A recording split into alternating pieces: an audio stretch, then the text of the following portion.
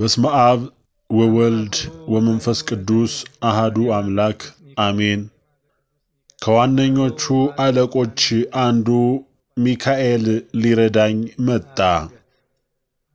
ሰኔ 12 የሚከበረውን የቅዱስ ሚካኤል ዓመታዊ በዓል አስመልክቶ የመላእክትን አገልግሎት ከብሉይ ኪዳን ከሐዲስ ኪዳን ከዘመነ ሊቃውንት አስተምህሮ እንዲሁም የቅዱስ ሚካኤልን ልዩ ተራዳኢነት ከቅዱስ መጽሐፍና ከሊቃውንት ትምህርት በማጣመር በዝርዝር እንመለከታለን።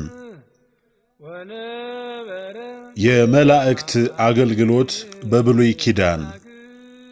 በብሉይ ኪዳን መላእክት የእግዚአብሔር ፈቃድ አስፈጻሚዎች፣ መልእክተኞችና ጠባቂዎች ሆነው በተደጋጋሚ ተገልጸዋል። መልእክተኛነትና መገለጥ።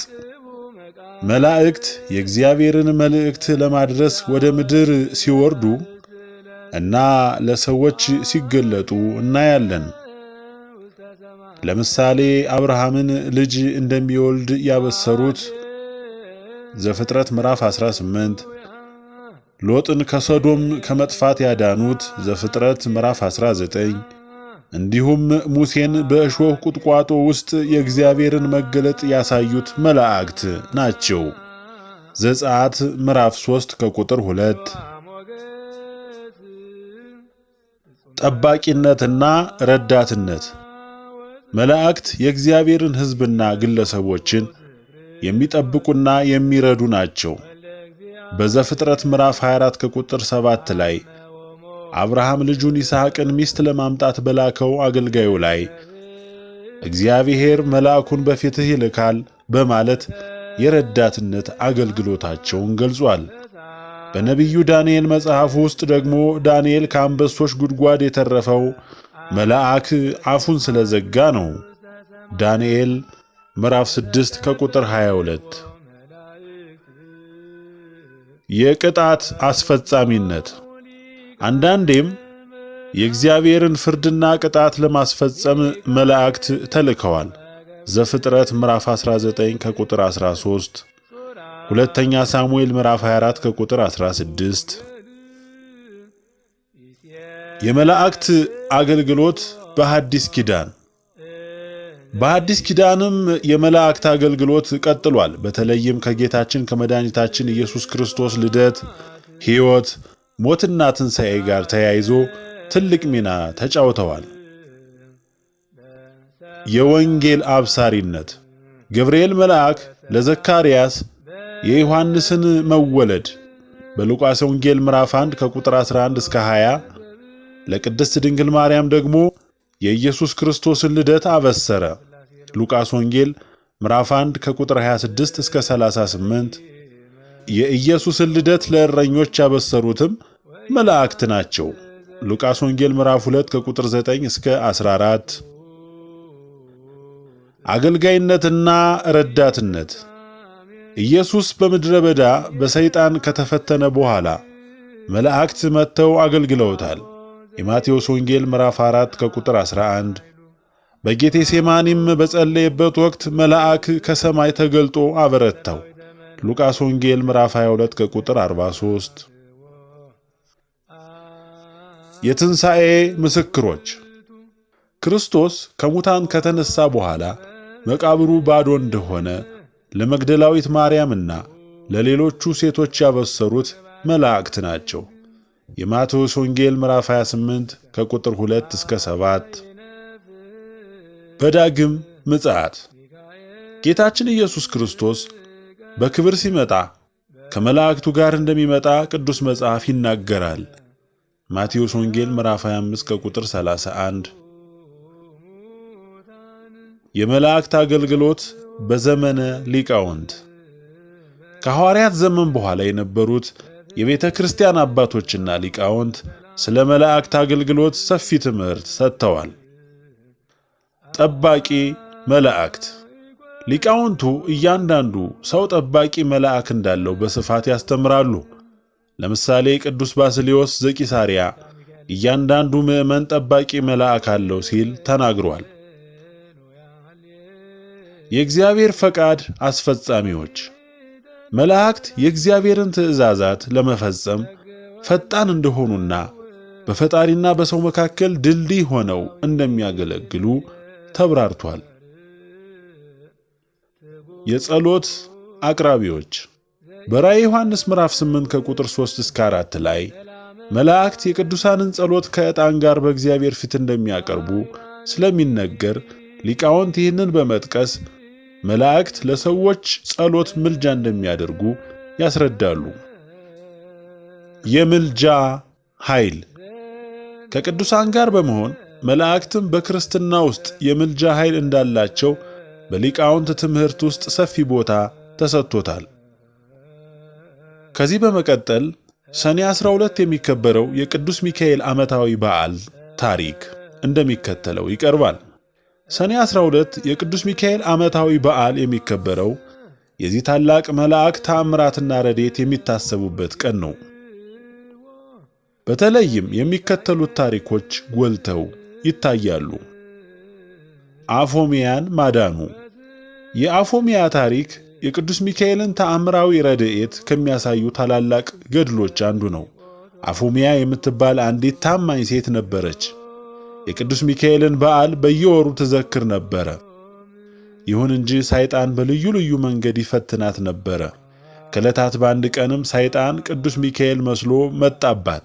የቅዱስ ሚካኤልን ስዕል አድኖ ይዛ መጣችበት። አንቆ ሲይዛት ቅዱስ ሚካኤል በድንገት በመገለጥ ከሞት አዳናት። ይህ ተአምር የእግዚአብሔርን ታላቅነትና የመላእክቱን ፈጣን ረድኤት የሚያሳይ ነው። ታሪኩ የቅዱስ ሚካኤል የፍትሕ ተሟጋችነትና የመከራ ደራሽነት ምሳሌ ሆኗል። ባህራንን ማዳኑ። ባህራን በባህር ውስጥ ለሞት የተቃረበ ሰው ነበር። በዚያን ጊዜ ቅዱስ ሚካኤል በድንገት ተገልጦ ሕይወቱን አድኗታል። የሞቱንም ደብዳቤ ወደ ሕይወት ቀየረለትና አከበረው። ይህ ተአምር ቅዱስ ሚካኤል ፍጡነ ረድኤት ፈጣን ረዳት መሆኑን ያሳያል። እግዚአብሔር በመላእክቱ አማካኝነት ፈጣን እርዳታ እንደሚሰጥና አደጋ ላይ ላሉ ሰዎች ሁል ጊዜም ቅርብ እንደሆነ ያመላክታል። ለእኛም ፍጡነ ረድኤት መልአክ መሆኑ ከላይ ከተጠቀሱት ታሪኮች በመነሳትና ከቅዱስ መጽሐፍና ከሊቃውንት አስተምህሮ በመጣመር ቅዱስ ሚካኤል ለእኛም ፍጡነ ረድኤት መልአክ እንደሆነ እናምናለን። በትንቢተ ዳንኤል ምዕራፍ 10 ከቁጥር 13 ላይ ቅዱስ ሚካኤል ከዋነኞቹ አለቆች አንዱ ተብሎ ተጠርቷል። በትንቢተ ዳንኤል ምዕራፍ 12 ከቁጥር 1 ደግሞ በዚያም ወራት ስለ ወገን ልጆች የሚቆመው ታላቁ አለቃ ሚካኤል ይነሳል ይላል።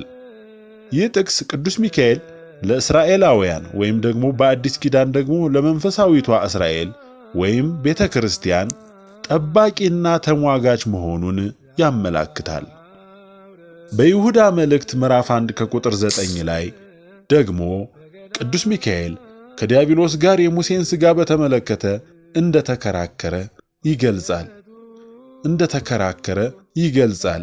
ይህ የሚያሳየው ዲያብሎስን የመዋጋት ኃይል ያለውና ለእኛም በመንፈሳዊ ውጊያ የሚረዳን መሆኑን ነው። በራዕየ ዮሐንስ ምዕራፍ 12 ከቁጥር 7 እስከ 9 ላይ ደግሞ ሚካኤልና መላእክቱ ዘንዶውንና መላእክቱን እንደተዋጉና እንዳሸነፉ ይገልጻል።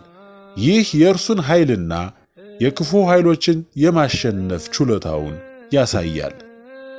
ሊቃውንተ ቤተ ክርስቲያን ቅዱስ ሚካኤልን የአማላጆች ሁሉ አለቃ ብለው ይጠሩታል። የእሱ ምልጃና ረድኤት ከእግዚአብሔር ዘንድ የተሰጠው ታላቅ ጸጋ እንደሆነ ያስተምራሉ። በገድለ ቅዱስ ሚካኤልና በተአምረ ቅዱስ ሚካኤል ውስጥ የተመዘገቡት ስፍር ቁጥር የሌላቸው ተአምራት እርሱ በእውነትም ፍጡነ ረድኤት መልአክ መሆኑን ያስረዳሉ። እነዚህም ታሪኮች ቅዱስ ሚካኤል ከተለያዩ አደጋዎች፣ በሽታዎች፣ አጋንንታዊ ጥቃቶችና ፈተናዎች እንዴት ሰዎችን እንዳዳነ ያወሳሉ። የእርሱን ስም በመጥራት በእርሱ አማካኝነት እግዚአብሔርን በመለመን ብዙዎች ድነዋል፣ ተፈውሰዋል፣ ተረድተዋል። በማጠቃለያም ቅዱስ ሚካኤል የእግዚአብሔር ታላቅ መልአክ ሲሆን በብሉይ ኪዳን በአዲስ ኪዳንና በዘመነ ሊቃውንት እንደተመሰከረለት ለሰዎች ፈጣን ረድኤትን የሚሰጥ ከክፉ ኃይሎች የሚከላከል ፍትሕን የሚያስፈጽምና የእግዚአብሔርን መልካም ፈቃድ የሚያከናውን ነው። ሰኔ 12 የምናከብረው በዓል የእርሱን ታላቅነት ረድኤትና ምልጃ ለማሰብና ለመዘከር ታላቅ ዕለት ነው። ከዋነኞቹ አለቆች አንዱ ሚካኤል ሊረዳኝ መጣ የሚለው ቃል የዚህን ታላቅ መልአክ ተስፋ ሰጭነትና ተራዳይነት በግልጽ ያሳያል። ከዚህ በመቀጠል ደግሞ የመላእክት ማንነትንና አፈጣጠርን እንመለከታለን።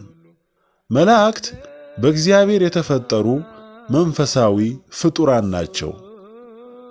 ሰማያትና ምድር በእነርሱም ያለው ሰራዊት ሁሉ ተፈጸሙ። ዘፍጥረት ምዕራፍ 2 ከቁጥር 1 የሚለው ጥቅስ የመላእክትን አፈጣጠር ያመለክታል። በኢዮብ ምዕራፍ 38 ከቁጥር 4 እስከ 7 ደግሞ እግዚአብሔር ምድርን ሲመሰርት የጠዋት ኮከቦች በአንድነት ሲዘምሩ የእግዚአብሔርም ልጆች መላእክት ሁሉ በደስታ ሲጮኹ እንደነበሩ ይገልጻል። አካላቸው መላእክት፣ ሥጋና አጥንት የሌላቸው መንፈሳዊ ፍጡራን ናቸው። ምንም እንኳን ለተወሰነ ጊዜ የሰውን መልክ ይዘው ቢታዩም ተፈጥሯቸው መንፈሳዊ ነው። ቁጥራቸው እጅግ ብዙ እንደሆነ ተገልጿል።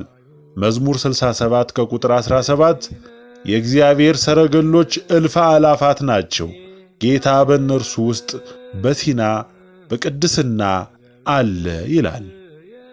አለቆችና መደቦች መላእክት በየመደባቸውና በየአለቆቻቸው የተከፈሉ ናቸው። ለምሳሌ ሚካኤል በትንቢተ ዳንኤል ምዕራፍ 10 ከቁጥር 13 እንዲሁም ምዕራፍ 12 ከቁጥር 1 እና ቅዱስ ገብርኤል በትንቢተ ዳንኤል ምዕራፍ 8 ከቁጥር 16 እንዲሁም በምዕራፍ 9 ከቁጥር 21 በብሉይ ኪዳን በስም ተጠቅሰዋል። ኪሩቤል ዘፍጥረት ምዕራፍ 3 ከቁጥር 24፣ ሕዝቅኤል ምዕራፍ 10 እና ሱራፌል ኢሳይያስ ምዕራፍ 6 ላይ በመደባቸው የተጠቀሱ መላእክት ናቸው። የመላእክት አገልግሎት በብሉይ ኪዳን መላእክት የሚከተሉትን ዋና ዋና አገልግሎቶች ሲያከናውኑ እናያለን። የእግዚአብሔር መልእክተኞች መልአክ፣ ይህ የመላእክት ዋነኛ ተግባር ነው። መልአክ የሚለው ቃል ራሱ መልእክተኛ ማለት ነው። ለአብርሃም 3 መላእክት ወደ አብርሃም መጥተው የሰዶምን ጥፋት አብሰው ልጅ እንደሚወልድ ነገሩት። ዘፍጥረት ምዕራፍ 18። ለሎጥ 2 መላእክት ሎጥን ከሰዶም ጥፋት አዳኑት። ዘፍጥረት ምዕራፍ 19። ለሙሴ በእሾህ ቁጥቋጥ ውስጥ እግዚአብሔር ለሙሴ የተገለጠው በመልአኩ አማካኝነት ነው። ዘጸአት ምዕራፍ 3 ከቁጥር 2። ለጌዲዮን የእግዚአብሔር መልአክ ለጌዲዮን ተገልጦ እስራኤልን ከምድያማውያን እንደሚያድን ነገረው። መሳፍንት ምዕራፍ 6። የሳምሶንን መወለድ ያበሰረው መልአክ ነበር። መሳፍንት ምዕራፍ 13። ጠባቂዎችና ረዳቶች መላእክት እግዚአብሔር ሕዝቡን ለመጠበቅ መላእክትን ይልካል። በፊትህ የሚሄድ መልአክ እልካለሁ፣ በመንገድም ይጠብቅሃል፣ ወዳዘጋጀሁልህም ስፍራ ይገባል ይላል። ዘጸአት ምዕራፍ 23 ከቁጥር 20። መዝሙር 34 ከቁጥር 7 የእግዚአብሔር መልአክ በሚፈሩት ዙሪያ ይሰፍራል ያድናቸውማል ይላል። ዳንኤል በአንበሶች ጉድጓድ ውስጥ የተጠበቀው መልአክ የአንበሶችን አፍ ስለዘጋ ነው። ዳንኤል ምዕራፍ 6 ከቁጥር 22። ቅጣት አስፈጻሚዎች በሶዶምና ገሞራ ላይ የእግዚአብሔርን ቅጣት ያስፈጸሙት መላእክት ናቸው። ዘፍጥረት ምዕራፍ 19። በዳዊት ዘመን ወረርሽኙን ያመጣው የእግዚአብሔር መልአክ ነበር። ሁለተኛ ሳሙኤል ምዕራፍ 24 ከቁጥር 16። መላእክት የእግዚአብሔርን ክብርና ቅድስና የሚገልጹና ዘወትር የሚያመሰግኑ ናቸው። ኢሳይያስ ምዕራፍ 6 ላይ ሱራፌል ቅዱስ ቅዱስ ቅዱስ የሰራዊት ጌታ እግዚአብሔር ብለው ሲያመሰግኑ ተገልጸዋል። ተዋጊዎች።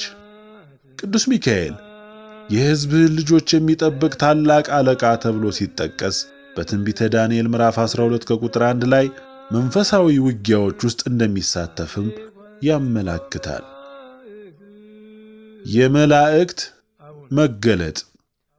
መላእክት በተለያዩ መልኮችና መንገዶች ይገለጡ ነበር። በሰው መልክ እንደ አብርሃምና ሎጥ ባሉ ታሪኮች መላእክት እንደ ሰዎች ተገልጠዋል። ዘፍጥረት ምዕራፍ 18 ከቁጥር 19። በሕልም ያዕቆብ የሕልሙን መሰላል ሲያይ መላእክት ሲወጡና ሲወርዱ አይቷል። ዘፍጥረት ምዕራፍ 28 ከቁጥር 12። በራእይ ነቢያት የራእይ ክፍሎች ሲያዩ መላእክት የተገለጡባቸው ጊዜያት ነበሩ። ለምሳሌ ሕዝቅኤልና ዳንኤል። እንደ እግዚአብሔር መልአክ ወይም መልአከ እግዚአብሔር። አንዳንድ ጊዜ የእግዚአብሔር መልአክ ተብሎ የሚጠቀሰው አካል ከፍ ያለ ግምት ያለውና ከእግዚአብሔር ጋር በእጅጉ የተቆራኘ ሆኖ ይታያል። አንዳንዶች ይህ ክርስቶስ ሥጋ ከመልበሱ በፊት የነበረው መገለጥ ነው ብለው ያምናሉ። ለምሳሌ በእሾህ ቁጥቋጦ ውስጥ ለሙሴ የተገለጠው ዘጸአት ምዕራፍ 3። በአጠቃላይ በብሉይ ኪዳን መላእክት የእግዚአብሔርን ሉዓላዊነትና ኃይል የሚያሳዩ፣ ፈቃዱን የሚያስፈጽሙ፣ ሕዝቡን የሚጠብቁና የሚረዱ ታላላቅ መንፈሳዊ ፍጡራን ሆነው በሰፊው ተገልጸዋል። የመላእክት ሁሉ አለቃ ደግሞ ቅዱስ ሚካኤል ነው። በፈጣን ረድኤትነቱ ሁላችንንም ይባርከን። ለግሪክ ሰዎችና ላልተማሩም ለጥበበኞችና ለማያስተውሉም ዕዳ አለብኝ፣ በወንጌል አላፍርምና አስቀድሞ ለአይሁዳዊው ደግሞም ለግሪክ ሰው ለሚያምን ሁሉ የእግዚአብሔር ኃይል ለማዳን ነውና ጻድቅ በእምነት ይኖራል ተብሎ እንደተጻፈ የእግዚአብሔር ጽድቅ ከእምነት ወደ እምነት በርሱ ይገለጣልና ሮሜ ምዕራፍ 1 ከቁጥር 14። እግዚአብሔር ሆይ የሚሳንህ ነገር የለምና የራቀውን አቅርበህ የረቀቀውን አጉልተህ እየሰማነው ካለነው መርዶና ሰቀቀን ረፍተ ሥጋንና ዕረፍተ ነፍስን አትንሳን። ጸልዩ በእንተ ሰላም፣ ስለ ሰላም እንጸልይ፣ ስለ ሀገራችን እንጸልይ፣ ስለ ቤተ ክርስቲያን እንጸልይ፣ በጭንቅ በመከራ ስላሉት እንጸልይ፣ በረሃብ በስደት ስላሉት እንጸልይ። የሰላም የምህረት የቸርነት ባለቤት እግዚአብሔር ሰላሙን፣ ምህረቱን፣ ቸርነቱን አይንሳን። ወስብሐት ለእግዚአብሔር ወለወላዲቱ ድንግል ወለመስቀሉ ክቡር። ሚያዝያ ቅዱስ ሚካኤል ሰላም አመይነፍህ ሚካኤል ቀርነ በል አበዚቅ አማአሱሩ ወሰኒው ለሰኔ ዋዜማ ዘቅዱስ ሚካኤል አርህው ኋተ መኳንንት በል ሀበ እርገት ይትባረክ ክብሮሙ ለመላእክት ከመ መንኰራኵር ወረደ መልአከ እግዚአብሔር ሀበ መቃብር ወአንኰርኰራ ለይእቲምነ ወነበረ ዲቤሃ አብይ መልአክ ለዓለም ወለዓለመ ዓለም እምግርማሁ ታውኩ እለ ያዕቅቡ መቃብረ ተንሥአ ወልድ በሳልስት ዕለት ወዐርገ ውስተ ሰማያት ሰላም ሃሌሉያ ሃሌሉያ ሃሌሉያ ሃሌሉያ